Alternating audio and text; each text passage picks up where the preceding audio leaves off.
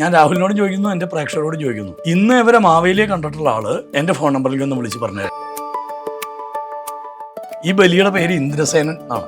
ഇന്ദ്രസേന. ആ, അദ്ദേഹമാണ് വാസ്തവത്തിൽ ഈ മഹാബലിയായിട്ട് റെഫർ ചെയ്യണത്. മഹാബലി കേരളം ഭരിച്ചു എന്നും ദുഷ്ടനായിട്ടുള്ള വിഷ്ണു വന്ന് ചവിട്ടി താഴ്ത്തിയെന്നും നിങ്ങൾക്ക് എസ്റ്റാബ്ലിഷ് ചെയ്യുക എവിടെ ഒരു പ്രൂഫ്? ഗുജറാത്തിലാണ് മഹാബലിയുടെ സാമ്രാജ്യം. നർമ്മദായ ഉത്തരേ തടയെ എന്ന് ഭാഗവതം പറയുന്നുണ്ട്. എല്ലാ അവതാരങ്ങൾക്കും ഉദ്ദേശമുണ്ട്. ഒരാളെ ചവിട്ടി താത്തലല്ല ഉദ്ദേശം. സ്ത്രീയുടെ സ്നേഹം നിലനിർത്താൻ വേണ്ടി പുരുഷ നുണ പറയണത് തെറ്റല്ല. സത്യം പറഞ്ഞിട്ട് സ്നേഹം പോണേക്കാൾ നല്ലത് നുണ പറഞ്ഞ സ്നേഹം നിലനിർത്തല്ലേ വേണ്ടത് പ്രായോഗിക ജീവിതത്തിൽ. എനിക്ക് 3 അടി മണ്ണ് തരാൻ ശേഷിയില്ലാത്ത ആളാണോ അങ്ങ് എന്ന് ചോദിച്ചു ഭഗവാൻ. അപ്പോഴാണ് ബലി പറഞ്ഞത്, ഭഗവാനെ ഞാൻ എൻ്റെ എന്ന് വിചാരിച്ചതൊക്കെ അങ്ങ് 2 അടി കൊണ്ട് എടുത്തു, ഇനി എന്നെ 3ാമത്തെ അടിയായിട്ട് കൽപ്പിച്ചെടുക്കണം. ഇതൊക്കെ അങ്ങയുടെ നാടകമാണെന്ന് എനിക്കറിയാം. ചവിട്ടിത്താഴ്ത്തി പാതാളത്തിലേക്കൊന്നും കൊല്ലത്തിലൊരിക്കൽ വരാൻ അനുഗ്രഹം കൊടുത്തു എന്നാണ് നമ്മൾ പഠിച്ചിട്ടുള്ള കഥ. ഈ പാതാളത്തിലേക്ക് ചവിട്ടി താഴ്ച പിന്നെ തിരിച്ചു വരേണ്ടി വരില്ല, കാരണം പാതാളം നാഗലോക. അബാക് മീഡിയയിലെ എല്ലാ പ്രേക്ഷകർക്കും ഓണാശംസകൾ. മലയാളി എവിടെയുണ്ടെങ്കിലും ഓണം ആഘോഷിച്ചിരിക്കും.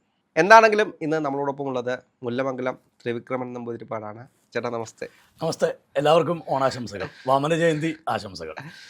ഓണം എന്ന് പറയുന്നത് മലയാളികളുടെ എല്ലാം ഒരു ഉത്സവം തന്നെയാണ്. അവർ വളരെയധികം ആഘോഷിക്കുന്ന, എൻ്റർടൈൻ ചെയ്യുന്ന ഒരു കാലഘട്ടമാണ്. ഇന്ന് ഓണപരിപാടികൾ തന്നെ വ്യത്യസ്ത തലത്തിലേക്ക് പോകുന്നൊരു കാലഘട്ടമാണ്.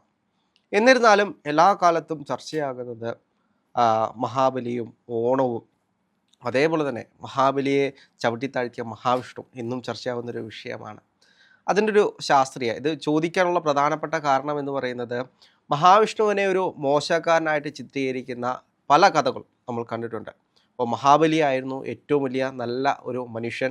ആ നല്ല മനുഷ്യനെ ചവിട്ടിത്താഴ്ത്താൻ വേണ്ടിയിട്ട് ദൈവങ്ങൾ എല്ലാവരും കൂടെ ഒറ്റക്കെട്ടായിട്ട് വരുന്നൊരു കാലഘട്ടത്തെ കൂടിയാണ്.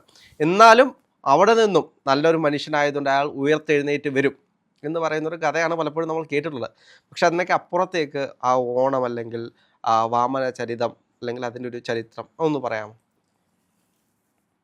നമ്മൾ ഈ ഉത്സവങ്ങളെ നെഗേറ്റ് ചെയ്ത് കാണാതിരിക്കുക നല്ലത്. അതായത് ഒരാളെ ചവിട്ടി താഴ്ത്തി അയാൾ വീണ്ടും ഉയർന്നു വരുന്ന ചരിത്രം എന്ന് പറയുന്നത് എന്താ പറയുക, ചരിത്രം എപ്പോഴും കോൺകോട്ടഡ് കുക്കഡപ്പ് ചരിത്രമാണ്. നമ്മളുടെ ഓരോ ഹിസ്റ്റോറിയൻസിനും അതിൻ്റെ പൊളിറ്റിക്സ് ഉണ്ട്.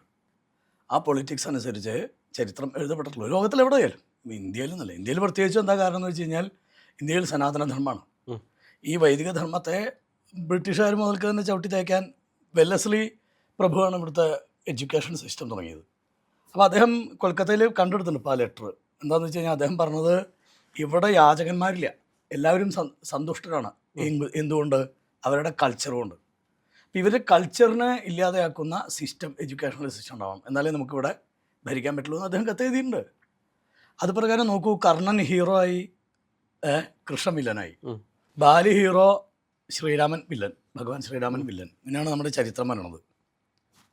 ചരിത്രം എപ്പോഴും എഴുതപ്പെട്ടതാണ്. ചരിത്രത്തിനെ നമ്മൾ 20% വിശ്വസിക്കാവൂ. ദാക്ഷായണി വേലായുധൻ, രാഹുൽ കേട്ടുണ്ടോ? ഇല്ല. പ്രധാനമന്ത്രി 15 ആഗസ്റ്റ് 15 പ്രസംഗത്തിൽ പറഞ്ഞ വ്യക്തിയുടെ പേരാണ് Dakshayani Velayudhan. Indian constitution making എക്സിക്യൂട്ടീവിൽ ഇവരുണ്ടായിരുന്നു. 34 വയസ്സ് സമയത്ത് ദളിത സ്ത്രീയായിട്ടുള്ള മലയാളിയാണ്, കേരളത്തിൽ നിന്നുള്ള സ്ത്രീയാണ്. പക്ഷേ ചരിത്രം എവിടെയാണ് രേഖപ്പെടുത്തിയിരിക്കുന്നത്?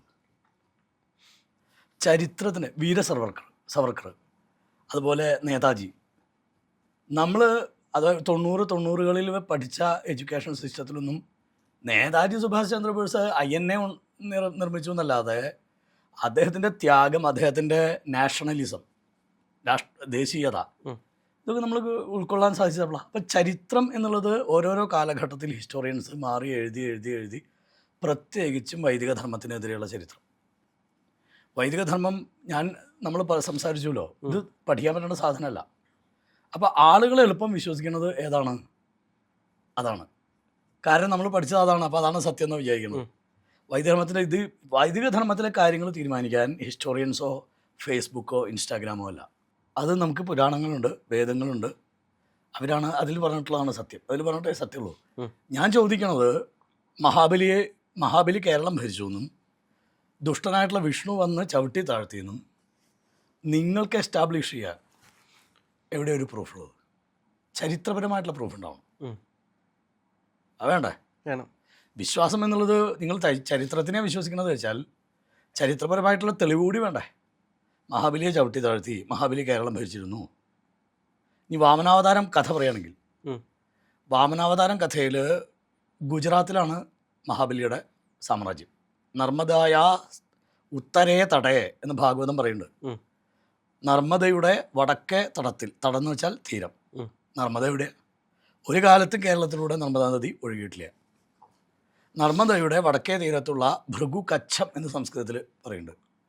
അത് ബറൂച്ച് എന്നും പറയാറുണ്ട്, കച്ച് എന്നും പറയാറുണ്ട്. ഉം. കച്ച് ഏരിയ, ബറൂച്ചും കച്ചും ഒക്കെ അടുത്തടുത്ത് തന്നെയാണ്. ഇവിടെയാണ് അദ്ദേഹത്തിൻ്റെ തലസ്ഥാനം. വാമന ഭഗവാന്റെ അവതാരം എങ്ങനെയാണ്? വാമന ഭഗവാന്റെ അവതാരം ബ്രഹ്മാവിൻ്റെ മനസ്സിൽ നിന്നുണ്ടായിട്ടുള്ള മരീചി, ആ മരീചിയുടെ പുത്രനാണ് കശ്യപൻ. കശ്യപനോട് ബന്ധപ്പെട്ടതാണ് നമ്മുടെ കാശ്മീരം ഒക്കെ, കാശ്മീര ദേശം. ആ കശ്യപ പ്രജാപതി 13 വിവാഹം ചെയ്തു. ഈ 13 വിവാഹം ചെയ്തത് ദക്ഷൻ്റെ പുത്രിമാരൊക്കെയാണ്. അത് നമുക്ക് അതിലേക്ക് ഡീപ്പായിട്ട് പോകാൻ പറ്റില്ല. ഈ 13 വിവാഹം ചെയ്തതിലാണ് ഇന്നത്തെ സ്പീഷീസ് മുഴുവൻ ഉണ്ടായിട്ടുള്ളത്. ശ്വാവ്, ഇഴജന്തുക്കൾ, സർപ്പങ്ങൾ ഒക്കെ ഈ കശ്യപൻ്റെ മക്കളാണ്. അതിൽ ആദ്യത്തെ പത്നിയാണ് അദിതി. അദിതിക്ക് 33 കോടി പുത്രന്മാർ, ആദിത്യന്മാർ, ദേവന്മാർ. രണ്ടാമത്തെ പത്നി ദിതി, പുത്രന്മാർ, ദൈത്യന്മാർ, അസുരന്മാർ, 66 കോടി. അപ്പോൾ ഈ മഹാബലിയുടെ വർദ്ധിച്ച തേജസ് കാരണം മഹാബലി വാസ്തവത്തിൽ അമൃതമഥനത്തിന് ശേഷം ദേവന്മാരും അസുരന്മാരും തമ്മിലുള്ള യുദ്ധത്തിൽ കൊല്ലപ്പെട്ട ആളാണ് മഹാബലി. നമ്മൾ ഉദ്ദേശിക്കുന്ന ബലി. ഈ ബലി എന്നുള്ളത് പേരല്ല കേട്ടോ. ബലി എന്നുള്ളത് PM CM എന്നൊക്കെ പറഞ്ഞ പോലെ സ്ഥാനപ്പേരാ. ഈ ബലിയുടെ പേര് ഇന്ദ്രസേനൻ എന്നാണ്. ഇന്ദ്രസേന. അദ്ദേഹമാണ് വാസ്തവത്തിൽ ഈ മഹാബലിയായിട്ട് റെഫർ ചെയ്യണത്. അപ്പോൾ ഈ മഹാബലി, അന്ന് കൊല്ലപ്പെട്ട മഹാബലിയെ ചില അസുരന്മാർ ലോകത്തിന് ആവശ്യമുണ്ട്. ആ അസുരന്മാരെ മൃതസഞ്ജീവിനി കൊണ്ട് ശുക്രാചാര്യർ ജീവിപ്പിച്ചു. അപ്പോൾ ഈ ശുക്രാചാര്യരുടെ അനുഗ്രഹം, ഗുരുത്വം, ഒപ്പം മുത്തച്ഛൻ പ്രഹ്ലാദൻ വന്ന് സമ്മാനങ്ങൾ കൊടുക്കുന്നു. മുത്തച്ഛൻ്റെ മുത്തച്ഛൻ കശ്യപൻ വന്ന് സമ്മാനങ്ങൾ കൊടുക്കുന്നു. ഇങ്ങനൊരു രക്തച്ചൊരിച്ചിലൂടെയല്ല മഹാബലി അധിപതിയായത്, അനുഗ്രഹം കൊണ്ടാണ്. ഗുരുത്വത്തിന് പ്രാധാന്യം. അപ്പോൾ ആ മഹാബലി കാരണം സ്വർഗം വിട്ടുകൊടുക്കാണ്ടായത് ദേവേന്ദ്രൻ, അദ്ദേഹത്തിൻ്റെ ആ പ്രഭാവം കാരണം. അപ്പോൾ ദേവേന്ദ്രൻ എവിടെയെന്ന് വെച്ചില്ലാതെ ഇരിക്കുന്ന സമയത്താണ് അദിതി കശ്യപനോട് പ്രാർത്ഥിക്കുമ്പോൾ, നിനക്ക് ദേവേന്ദ്രന് തിരിച്ചു കൊടുക്കാൻ പാകത്തിന്, സ്വർഗം തിരിച്ചു കൊടുക്കാൻ പാകത്തിന് ഒരു പുത്രൻ നിനക്കുണ്ടാവും. ആ പുത്രൻ നിൻ്റെ മക്കൾക്ക് സ്വർഗം തിരിച്ചു കൊടുക്കും, ബലിയുടെ അഹങ്കാരം നശിപ്പിക്കുമെന്നും പറയുന്നുണ്ട്. അതിനാണ് ഭഗവാൻ വാമനായിട്ട് ജനിക്കുന്നത്. ശ്രോണായാം ശ്രവണദ്വാദശ്യാം മുഹൂർത്തെ അഭിജിതി എന്ന് പറയുന്നുണ്ട്. അഭിജിത്ത് മുഹൂർത്തം. അയോധ്യയിൽ കോറിഡോർ കംപ്ലീറ്റ് സമർപ്പിച്ച് കഴിഞ്ഞ് നമ്മൾ കൊടി ഉയർത്തിയ മുഹൂർത്തം അഭിജിത്ത് മുഹൂർത്തമാണ്. ഏകദേശം ഉച്ചയോട് ചേർന്നുള്ള സമയമാണ്. ആ മുഹൂർത്തത്തിലാണ്, വിജയ മുഹൂർത്തമാണത്. ആ മുഹൂർത്തത്തിലാണ് ഭഗവാൻ വാമനായിട്ട് അവതരിക്കുന്നത്. ശ്രോണ എന്ന് വെച്ചാൽ ഓണം, ശ്രവണ ദ്വാദശി എന്ന് വെച്ചാൽ ചിങ്ങത്തിലെ ദ്വാദശി. അപ്പോൾ ദ്വാദശിയും ഓണം കൂടിയ ദിവസം ഭഗവാൻ ഉച്ചയോടുകൂടി അവതരിക്കുന്നു വാമനാവതാരം. പിന്നെ അവിടെ ഉപനയനത്തിനെ കുറിച്ച് ധാരാളം റെഫറൻസ് ഉണ്ട്. ഉപനയനം കഴിഞ്ഞ്, ഉപനയനം എന്ന് വെച്ചാൽ പൂണുനൂല് ധാരണം, ഒരു ബ്രാഹ്മണകുമാരൻ്റെ. ആ പൂണുനൂൽ ധാരണത്തിന് ഓരോരോ കർമ്മങ്ങളുണ്ട്. അപ്പോൾ ഓരോരോ കർമ്മങ്ങൾക്കും ഓരോരോ ദേവതമാരാ, അധിഷ്ഠാന ദേവതമാരാ. അതിൽ പ്രത്യേകിച്ചും ഗായത്രി ഉപദേശിക്കപ്പെടുന്നത് സവിതാവിൻ്റെ മന്ത്രമാണ് ഗായത്രി. അത് സവിതാവ് നേരിട്ട് വന്നു എന്നാണ് വാമന ഭഗവാനെ ഉപദേശിക്കാൻ. പിന്നെ ബൃഹസ്പതി, ദേവഗുരു ബൃഹസ്പതിയാണ് പൂണുനൂല് അണിയിച്ചത്. ഇതുപോലെ ഓരോന്നും. പിന്നെ ഭിക്ഷാപാത്രം വേണം. ഭിക്ഷാപാത്രം സാക്ഷാൽ ധനത്തിൻ്റെ ദേവത കുബേരനാണ് കൊടുത്തത്. ആ ഭിക്ഷാപാത്രത്തിലേക്ക് അമ്മ ഭിക്ഷ കൊടുക്കണം. അത് സാക്ഷാൽ പാർവതി ദേവി അന്നപൂർണ കൊടുത്തു എന്നാണ്. പിന്നെ ദണ്ട് വേണം ബ്രഹ്മചാരിക്ക്, വികാരങ്ങൾ വരാതിരിക്കാൻ അതിനെ ആട്ടി ഓടിക്കാനുള്ള ദണ്ടാണ്. അത് വനസ്പതി, വൃക്ഷങ്ങളുടെ ദേവത. പിന്നെ കൊട, ഓലക്കൊട. ഈ ഓലക്കൊട ചുറ്റുള്ള കാണാതിരിക്കാൻ, ബന്ധമില്ലാതിരിക്കാൻ, അത് ഭൂമിദേവിയാണ് കൊടുക്കുന്നത്. അന്തരീക്ഷം. ഇങ്ങനെ ഓരോരോ വിശിഷ്ട വ്യക്തികൾ വന്ന് ഭഗവാന്. അപ്പോൾ എന്തായിരിക്കും ഭഗവാന്റെ ശരിക്കും പറഞ്ഞാൽ പ്രത്യേകത? ഇത് ജസ്റ്റ് ഒരു ബ്രാഹ്മണകുമാരനാണെങ്കിൽ ഇവരൊക്കെ വന്നത് ചെയ്യുമോ? ഇല്ല. അപ്പോൾ അവതാര ഉദ്ദേശമുണ്ട്. എല്ലാ അവതാരങ്ങൾക്കും ഉദ്ദേശമുണ്ട്. ഒരാളെ ചവിട്ടി താത്തലല്ല ഉദ്ദേശം. അത് കഴിഞ്ഞിട്ടാണ് ബലിയുടെ അടുത്തേക്ക് വരുന്നത്. ബ്രാഹ്മണകുമാരൻ്റെ ചടങ്ങനുസരിച്ച്, ചിട്ടയനുസരിച്ച് അമ്മയുടെ ഭിക്ഷ സ്വീകരിച്ചു കഴിഞ്ഞാൽ ഏറ്റവും പ്രമുഖനായിട്ടുള്ള ഒരു വ്യക്തിയുടെ ഭിക്ഷ സ്വീകരിക്കണം. ബലി ഈ നർമ്മദാ നദീ തീരത്ത് 100ാമത്തെ അശ്വമേധയാഗം നടത്തിക്കൊണ്ടിരിക്കുകയായിരുന്നു. ആ സമയത്തൊക്കെയാണ് കയറി വരണത് വാമന ഭഗവാൻ. അപ്പോൾ ദൂരെ നിന്ന് കണ്ടപ്പോൾ തന്നെ തേജസ് കാരണം സാധാരണ യാഗദീക്ഷ സ്വീകരിച്ച ആൾക്കാർ യാഗശാല വിട്ടുപോകാൻ പാടില്ല. ബലി ഒരു അട്രാക്ഷൻ കാരണം, ഒരു മാഗ്നറ്റിക് അട്രാക്ഷൻ കാരണം ബലി പുറത്തേക്കാൻ പോയി. അങ്ങനെ വീണ് നമസ്കരിച്ച് എന്ത് വേണമെങ്കിൽ ചോദിച്ചോളൂ എന്ന് പറയണ ബലി. രാഹുൽ തൻ്റെ വീട്ടിലേക്ക് ഒരാൾ കയറി വരുമ്പോൾ എന്ത് വേണമെങ്കിൽ ചോദിച്ചോളൂ എന്നുള്ളത് ഹോസ്പിറ്റാലിറ്റി അല്ല, അത് അഹങ്കാര. നമ്മൾ ഇതിൻ്റെ ഡിഫറൻസ് മനസ്സിലാക്കണം. ഞാൻ എന്താ ചെയ്യേണ്ടതെന്ന് ചോദിക്കണതാണ് ഒരു അതിഥിയുടെ മര്യാദ, അതാണ് ഹോസ്പിറ്റാലിറ്റി. നേരെ മറിച്ച് എന്ത് വേണമെങ്കിൽ ചോദിച്ചോളൂ എന്ന് പറഞ്ഞാൽ അഹങ്കാരമാണ്. അപ്പോൾ ആ ബലിയുടെ അഹങ്കാരമാണ് അവിടെ. എന്ത് വേണമെങ്കിൽ ചോദിച്ചോളൂ, ഞാൻ തരാമെന്ന് പറയണം. ഭഗവാൻ പറഞ്ഞു എനിക്ക് ഒരുപാടൊന്നും വേണ്ട. അത് എനിക്കിപ്പോൾ എന്താ വെച്ചാൽ ഞാൻ ഒരുപാട് ആഗ്രഹമുള്ള ആളല്ല, ഞാൻ ബ്രാഹ്മണകുമാരനാണ്. എനിക്ക് ഇരുന്ന് എൻ്റെ സ്വന്തം സ്ഥലത്തിരുന്ന് തപസ് ചെയ്യണം. അതിന് എൻ്റെ ഈ കാലുകൊണ്ട് അളന്നെടുക്കാവുന്ന ഒരു 3 അടി മണ്ണ് എനിക്ക് തരണം എന്ന് പറയണം ഭഗവാൻ. അപ്പോൾ ബലി പറഞ്ഞു നീ ഇങ്ങനെ ഈ ചെറിയ കുട്ടികളെ പോലെ നീ വേളിയൊക്കെ കഴിച്ച് വിവാഹമൊക്കെ ചെയ്തിട്ട് ഈ 3 അടി മണ്ണിലേക്കാണ് വരാൻ പോണത്.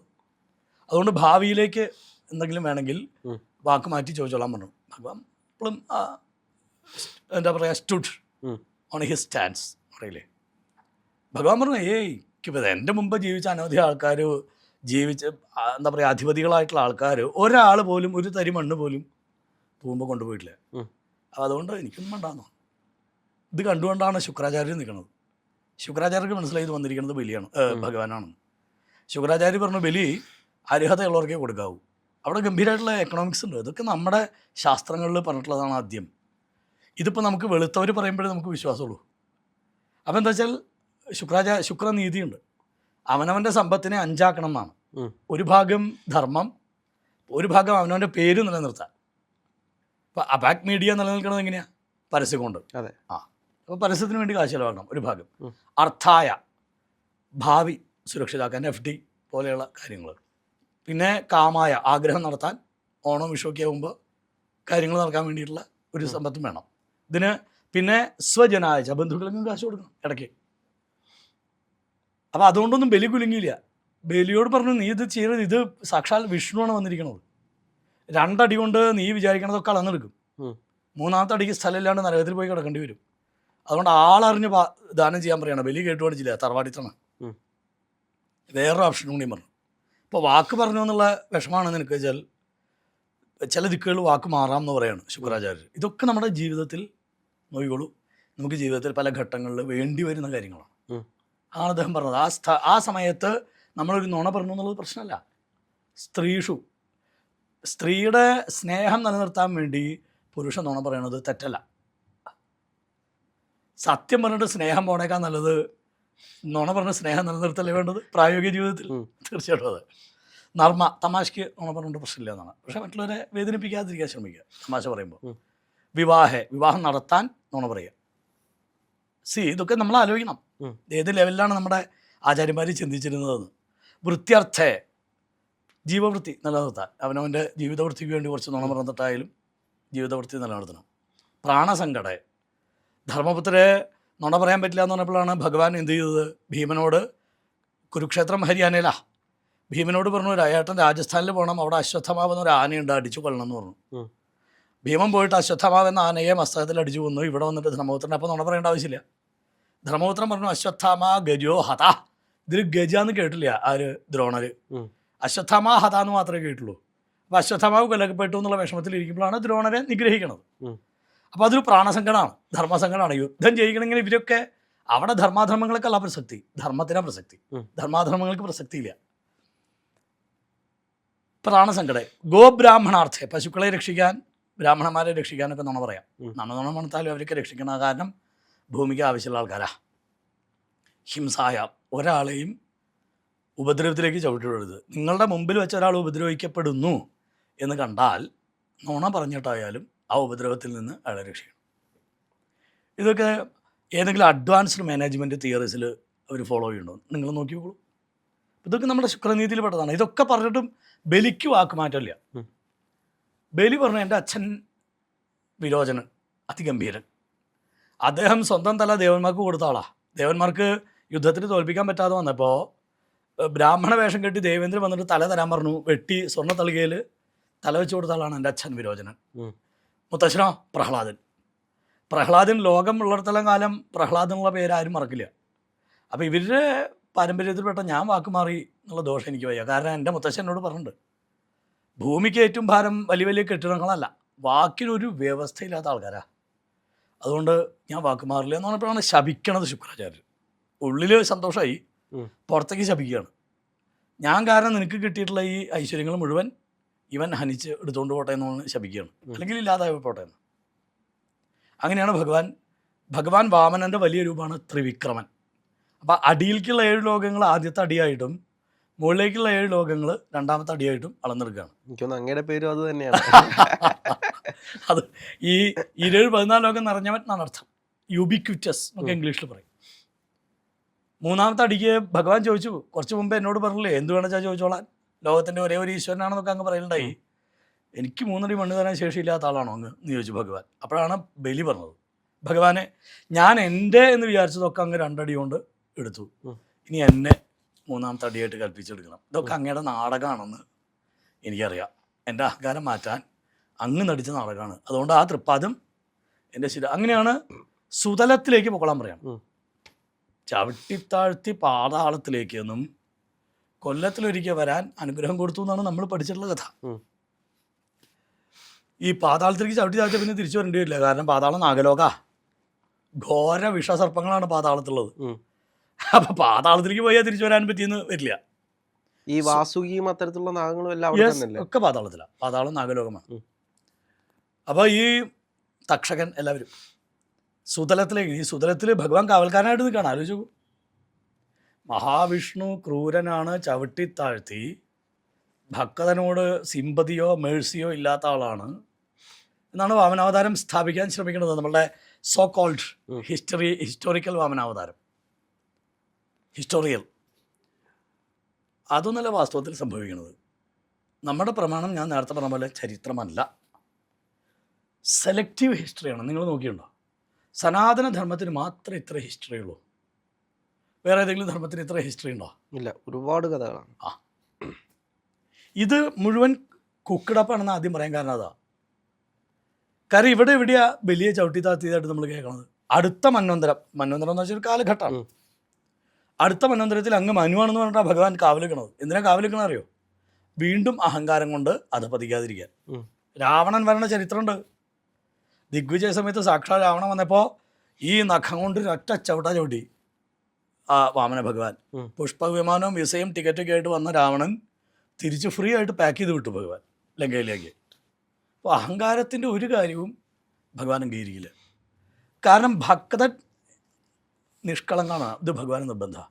ഞാനായാലും രാഹുലായാലും ഭഗവാനെ ആശ്രയിക്കുന്നുണ്ടെങ്കിൽ ചോദിച്ചതൊക്കെ തരലല്ല ഭഗവാന്റെ ഉദ്ദേശം. പ്യൂരിറ്റി ഓഫ് മൈൻഡ് ഇത് ഭഗവാന് നിർബന്ധമാണ്. എന്നിട്ടേ നമുക്ക് തരുള്ളൂ. അത് നമ്മൾ ചോദിക്കേണ്ട ആവശ്യമില്ല, വാരികോരി തരും. അപ്പോൾ ഈ പ്യൂരിറ്റി ഇല്ലെങ്കിൽ ഭഗവാൻ ഏതെങ്കിലും രീതിയിൽ അത് നശിപ്പിക്കും. ചരിത്രങ്ങളൊക്കെ കഥകൾ, പുരാണ കഥകളൊക്കെ നമുക്ക് നോക്കുമ്പോൾ മനസ്സിലാവും. ഞാൻ പറഞ്ഞു, ഇനിയിപ്പോൾ നമുക്ക് ഇതിലേക്ക് വന്നാൽ, ഓണാഘോഷത്തിലേക്ക് വന്നാൽ വാമനൻ വരുന്നുണ്ടല്ലോ ഇവിടെ നിന്നാണ് നമ്മുടെ ഒരു പ്രശ്നം. ക്യാരക്ടർ വരുന്നുണ്ടല്ലോ എന്നാണ്. ഇത് കുറച്ചുകൂടി ഇങ്ങോട്ട് നീങ്ങിയിട്ടുള്ള കഥയാണ്. ശക്തൻപുരാൻ്റെ ഭരണകാലത്ത് അദ്ദേഹത്തിന് ടിപ്പു സുൽത്താനെ മറ്റോ പേടിച്ചിട്ട് തൃശ്ശൂരിൽ നിന്ന്, തൃശ്ശൂരായിരുന്നു കൊച്ചി രാജ്യത്തിൻ്റെ ആസ്ഥാനം, അവിടെ നിന്ന് താമസം മാറി തൃപ്പൂണിത്തുറയിൽ. ഈ തൃപ്പൂണിത്തുറ താമസിക്കുന്ന കാലത്താണ് തൃക്കാക്കരയിൽ വിഷ്ണുവിൻ്റെ പ്രതിഷ്ഠ അദ്ദേഹം കണ്ടെത്തിയത്. 3 തരത്തിൽ കേരളത്തിൽ പ്രതിഷ്ഠയുണ്ട്. 1 ഋഷിമാർ പ്രതിഷ്ഠിക്കണത്, 2 ഭക്തന്മാർ പ്രതിഷ്ഠിച്ചത്, 3 തന്ത്രിമാർ പ്രതിഷ്ഠിച്ചത്. ഇതിലേതോ ഋഷിമാരുടെ കേന്ദ്രമായിരുന്നു എറണാകുളം. അതാണ് ഋഷിനാഗക്കുളം. ചതുപ്പായിരുന്നു ഇവിടെ മുഴുവൻ ഈ കൊച്ചി. അപ്പോൾ ആ ഋഷിനാഗക്കുളത്തെ ഏതോ ഋഷി വാമന രൂപത്തിൽ ഭഗവാനെ കണ്ടതാണ് തൃക്കാക്കര തേവരായിട്ട് മാറിയത്. ഇത് ശക്തൻപുരാൻ മനസ്സിലായി. ശക്തൻപുരാൻ വാമനൻ്റെ നാള് വരാൻ തക്കവണ്ണം, ആറാട്ട് വരാൻ തക്കവണ്ണം അത്തം പത്തോണം ക്രമീകരിച്ചത് ശക്തൻപുരാൻ്റെ കാലത്താണ് പറയപ്പെടുന്നത്. ഞാൻ പറഞ്ഞത് അതാണ്, ഇതിനൊന്നും പ്രൂഫില്ല. പക്ഷെ നമുക്ക് ലോജിക്കലി ചിന്തിക്കുമ്പോൾ നമുക്ക് മനസ്സിലാവും അത്തം മുതൽ 10 ദിവസം ആഘോഷമായിട്ട് മാറ്റാൻ തിരുവോണ ആറാട്ടാണ് തൃക്കാക്കര ഉത്സവം. അപ്പോൾ തിരുവോണ ആറാട്ട് വരാൻ കാരണം ഭഗവാന്റെ ജന്മദിനത്തിൽ ആറാട്ട് വരാൻ തക്കവണ്ണം ശക്തമ്പുരാൻ പിന്നെ ചേരമാൻ പെരുമാളിനായിട്ട് കണക്ട് ചെയ്ത കഥകളൊക്കെ ഉണ്ട് ഇതിൽ.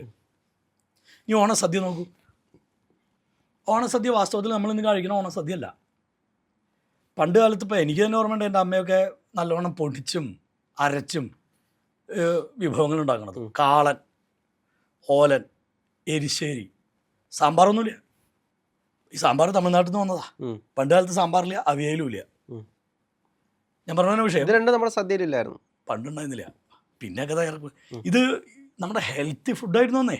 കാച്ചിയ മോര്, പച്ചമോര് തന്നെ അധികം കൂട്ടാറില്ല, കാച്ചിയ മോരായിരുന്നു. കാച്ചിയ മോര്, പാപ്പടമൊക്കെ പിന്നെ വന്നതാണെന്ന് എനിക്ക് തോന്നുന്നത്. അപ്പോൾ ഈ ഓണസദ്യ എന്ന് പറയുന്നത് തന്നെ ഹെൽത്തി ഫുഡാണ്. എന്താ ഹെൽത്തി ഫുഡിന് കാരണം? കർക്കിടകത്തിലെ വിതക്കിൽ കഴിഞ്ഞ് കർക്കിടകത്തിലെ മഴ കൊണ്ട് ചിങ്ങാവുമ്പോഴേക്കും ഇത് പൂക്കും, നിറക്കതിരായിട്ടുണ്ടാവും. ഈ നിറക്കതിര് ഭഗവാന് സമർപ്പിച്ചിട്ടുള്ള ഉത്സവമാണ്, കാർഷിക ഉത്സവമാണ് തിരുവോണം. അതാണ് ഗുരുവായൂർ അനന്തപത്മനാഭൻ്റെ അവിടെ എല്ലാം നിറപുത്തരി. കഴിഞ്ഞ ആഴ്ചയായിരുന്നു നിറപുത്തരി. നിറപുത്തരിക്ക് മുഹൂർത്തമുണ്ട്, നമ്മളത് അത്ര ശ്രദ്ധിക്കില്ല. നിറപുത്തരി എന്നോ നടത്തുന്നു എന്നാണ്. അല്ല, നിറപുത്തരി മുഹൂർത്തം നോക്കിയിട്ടാണ് ഭഗവാനെ സമർപ്പിക്കുന്നത്. ഈ നിറകതിര് ആ കതിര് എന്താ പറയുക, കുതിർത്തി ഇടിച്ച് അതിൻ്റെ അരി കൊണ്ട് വേണം ഭക്ഷണം വയ്ക്കാമെന്നാണ്. അതാണ് കാണം വിറ്റും ഓണം ഉണ്ണണമെന്നുള്ള പ്രമാണം ഉണ്ടായത് കേരളത്തിൽ.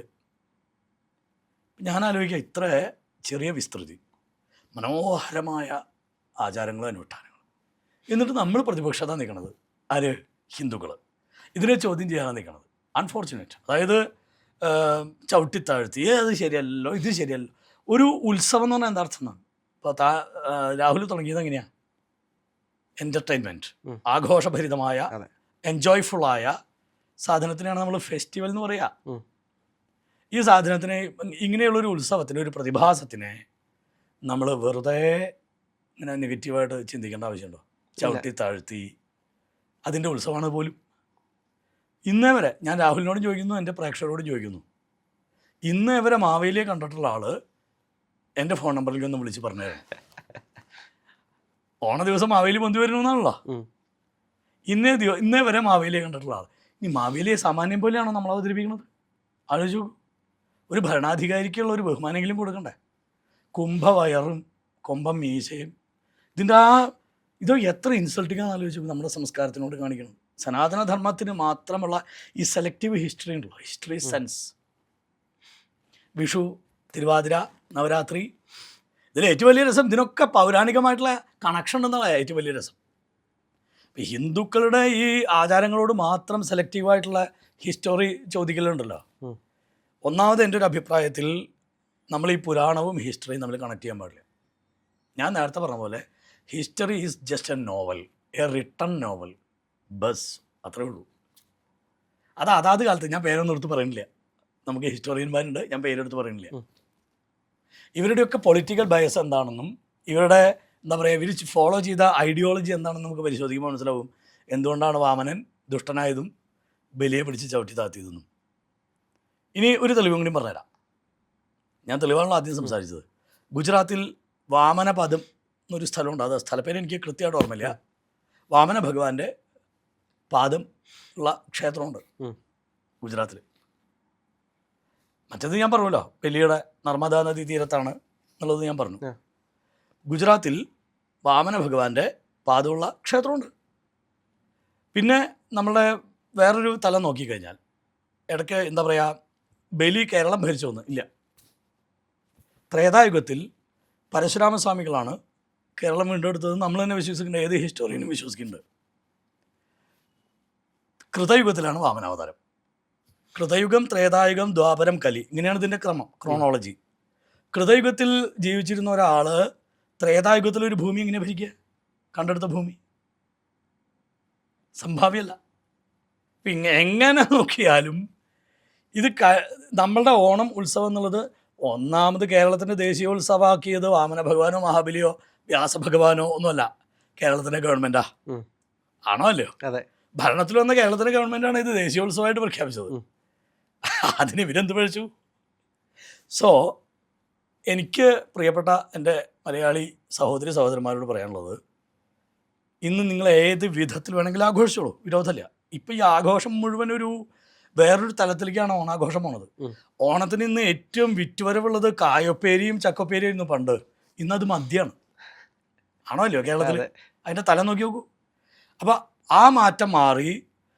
ജസ്റ്റ് അറ്റ്ലീസ്റ്റ് എനിക്ക് പറയാനുള്ളത്, നിങ്ങളൊരു തൃക്കാക്കര അപ്പനെ വയ്ക്കൂ, മാല ചാർത്തു, നേദിക്കൊന്നും വേണ്ട. ശരിക്കും ഞാൻ പറയാം, നിങ്ങളുടെ സദ്യ അവിടെ വിളമ്പി വയ്ക്കണമെന്നാണ് എൻ്റെ അഭിപ്രായം. വീട്ടിൽ, അത് ഫ്ലാറ്റായാലും വീടായാലും, തൃക്കാക്കര അപ്പനെ വയ്ക്കുക. അതിനു മുമ്പിൽ നിങ്ങളുടെ വീട്ടിലെ സദ്യ ഒരുക്കി വയ്ക്കുക. സദ്യ വീട്ടിലുണ്ടാക്കാൻ ശ്രമിക്കുക മാക്സിമം. എനിക്കതാണ് എൻ്റെ അഭിപ്രായം ഓണത്തിനെ കുറിച്ച്. അപ്പോൾ എന്താ വെച്ചാൽ, അങ്ങനെയാവുമ്പോൾ എന്താ വെച്ചാൽ, എൻ്റെ വീട്ടിലെ ഒരു ഉത്സവം പോലെ എനിക്ക് കൊണ്ടാടാൻ പറ്റും. അതിനുള്ള പരിശ്രമം, അതിനുള്ള എഫർട്ട് ഞാനാണ് ഉണ്ടാക്കിയത്. കായപ്പേരി വറുത്തതും അല്ലെങ്കിൽ കാളനുണ്ടാക്കിയതും ഓലനുണ്ടാക്കിയതും ഞാനാണെന്ന് പറയുമ്പോഴാണ് നമുക്ക് കഴിക്കാൻ കൂടുതൽ ഉത്സാഹം. നമ്മുടെ ഓണാഘോഷം ഇനി മുതൽ, കാരണം ഇതിൽ എനിക്ക് ഏറ്റവും ദുഃഖകരമായിട്ടുള്ളൊരു വസ്തുത എന്താണെന്ന് വെച്ച് കഴിഞ്ഞാൽ, ഇത്ര വിശ്വാസികളായിട്ടുള്ള, ഈ പറഞ്ഞത് മുഴുവൻ ഞാൻ വിശ്വാസികൾക്കാണ് കേട്ടോ സമർപ്പിക്കുന്നത്. അല്ലാണ്ട് ഈശ്വരൻ ഇല്ല എന്നും പറഞ്ഞ് എന്താ പറയുക, ഹൈന്ദവ സംസ്കാരത്തെ നിഷേധിക്കാൻ മാത്രം നടക്കുന്ന ആൾക്കാരോടല്ല ഞാൻ പറഞ്ഞത്. ഇത്രയും എൻ്റെ വാക്കുകൾ മുഴുവൻ ഞാൻ തെളിവുകൾ നിരത്തിയത് വിശ്വസിച്ച് ഓണാഘോഷം ആഘോഷിക്കുന്ന ആൾക്കാരോടാണ്. അപ്പോൾ അത് എൻ്റെ അഭിപ്രായത്തിൽ, അതിൻ്റെ ചരിത്രമൊന്നും നമ്മൾ മനസ്സിലാക്കേണ്ട ആവശ്യമില്ല. നിങ്ങൾ ജസ്റ്റ് സെലിബ്രേറ്റ്, ആഘോഷിക്കൂ. പക്ഷേ ആഘോഷിക്കുന്നത് അവനവൻ്റെ ആഘോഷമായിരിക്കണം. വീട്ടിൽ തന്നെ കറി വയ്ക്കുക, അങ്ങനെയുള്ള രീതിയിൽ ശ്രമിക്കുക. ഈ കാലത്ത് അതൊക്കെ നടക്കുമെന്ന്, വൈ നോട്ട്? എൻ്റെ വീട്ടിൽ അങ്ങനെയാണ് ഇപ്പോൾ. ഞാൻ ബോംബെയിൽ താമസിക്കുന്ന ആളാണ്. ബോംബെയിൽ എൻ്റെ സഹധർമ്മിണിയാണ് ഇതൊക്കെ ചെയ്യണത്. ഇതൊന്നും അപ്രാപ്യമല്ല. നമ്മൾ ഹിന്ദുക്കളുടെ കുഴപ്പം ഈ ആലസ്യമാണ്. നമ്മൾ ചരിത്രത്തിനെ വളച്ചൊടിച്ചാൽ ഓക്കെ എന്നടിക്കുന്നു. കാരണം ഇതൊന്നും എനിക്ക് വയ്യ, ഇതൊന്നും കണ്ടെത്തി പഠിക്കാൻ എന്നെ കൊണ്ട് വയ്യ. അപ്പോൾ ആരെന്തെങ്കിലും പറഞ്ഞാൽ അത് ഓക്കെ അടിക്കുകയാണ്. അപ്പം നമ്മൾ നമ്മുടെ സംസ്കാരത്തിനെ തച്ചുടയ്ക്കാൻ എല്ലാ കാലത്തും അഭിനവ പാറ്റകളാണ് അതിന് ശ്രമിക്കണതെന്നേ ഉള്ളൂ. പാറ്റയായാലും കൂറയായാലും ഇനി വേറെ ഏത് ജീവികളായാലും അതാത് കാലത്തുണ്ടായിട്ടുണ്ട്. ഇതൊരു അജണ്ടയായിട്ട് കാലാകാലങ്ങളായിട്ട് പ്രവർത്തിച്ചു പോരുന്നുണ്ട്. അപ്പോൾ അത് എല്ലാം പൊളിറ്റിക്കലാണ്. അപ്പോൾ ആ പൊളിറ്റിക്കൽ ബയസ് മാറ്റിവെച്ച് come out from your political bias and be a Hinduistic. കാരണം നമ്മുടെ സ്വാതന്ത്ര്യത്തിന് ശേഷം 1947 ശേഷം നമുക്ക് ശരിക്കും പറഞ്ഞാൽ കോൺസ്റ്റിറ്റ്യൂഷണൽ ഇൻഡിപെൻഡൻസ് മാത്രമേ ഉള്ളൂ. കൾച്ചറൽ ഇൻഡിപെൻഡൻസ് നഷ്ടപ്പെട്ടു, സ്പിരിച്വൽ ഇൻഡിപെൻഡൻസ് നഷ്ടപ്പെട്ടു. ഓല്ലയോ? അതായത് സാംസ്കാരിക സ്വാതന്ത്ര്യം നഷ്ടപ്പെട്ടു, ആധ്യാത്മിക സ്വാതന്ത്ര്യം നഷ്ടപ്പെട്ടു. അതുകൊണ്ടാണ് നമുക്കിതിൻ്റെ റിയാലിറ്റി മനസ്സിലാവാത്തത്. നളന്ദ സർവകലാശാല തച്ചുടയ്ക്കപ്പെട്ടപ്പോൾ ഇതൊക്കെ നഷ്ടപ്പെട്ടു നമുക്ക്. അപ്പോൾ ആ രീതിയിൽ എനിക്ക് കേരളത്തിലെ പ്രിയപ്പെട്ട ഹിന്ദു സഹോദരി സഹോദരന്മാരോട് പറയാനുള്ളത്, അവനവൻ്റെ ഉത്സവമാക്കി ഓണത്തെ മാറ്റുക. അറ്റ്ലീസ്റ്റ് 2 ദിവസം സാത്വിക ആഹാരം മാത്രം കഴിച്ചുകൊണ്ട്, മദ്യത്തെ ഉപേക്ഷിച്ചുകൊണ്ട് സ്വബോധത്തോടെ ആഘോഷിക്കുക. അതാണ് എനിക്ക് ഓണത്തെക്കുറിച്ച്. എല്ലാവർക്കും തിരുവോണാശംസകൾ, വാമന ജയന്തി ആശംസകൾ. നമസ്കാരം.